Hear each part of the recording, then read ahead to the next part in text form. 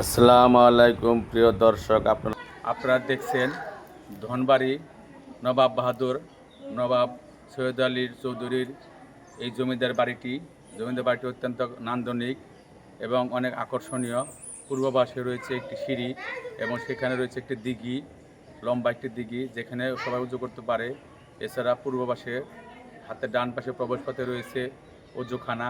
তারপর ভিতরে বাহিরে মুসল্লিদের জায়গা না হওয়ার কারণে অনেক জায়গা এখানে করা হয়েছে।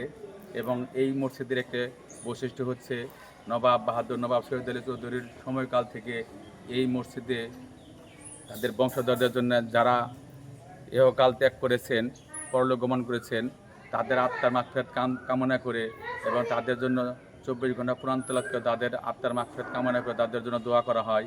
এখানে অনেক হাফেজ নির্ধারণ করে রাখা হয়েছে যারা শিব ভাগ করে এখানে 24 ঘন্টা কোরআন তেলাওয়াত করে।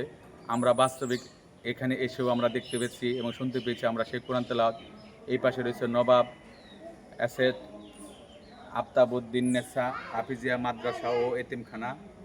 এখানে অনেক হাফেজ এখান থেকে তৈরি হয় এবং এখানে এই মসজিদে 24 ঘন্টা কোরআন তেলাওয়াত হয়। আলহামদুলিল্লাহ, এরকম আসলে বাংলাদেশের কোনো মসজিদে বা কেউ মা বাবার জন্য আমার মনে হয় এরকম কেউ ব্যবস্থা করছেন।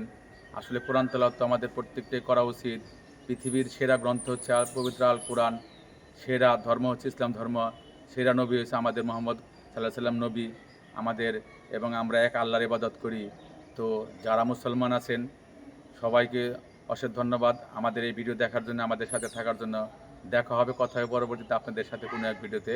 এই আশা ব্যক্ত করে সবার কাছে দোয়া আছে এবং সবার সুস্বাস্থ্য এবং যারা ইহলোক ত্যাগ করেছেন তাদের আত্মার মাগফিরাত কামনা করে বিদায় নিচ্ছি। আল্লাহ হাফেজ।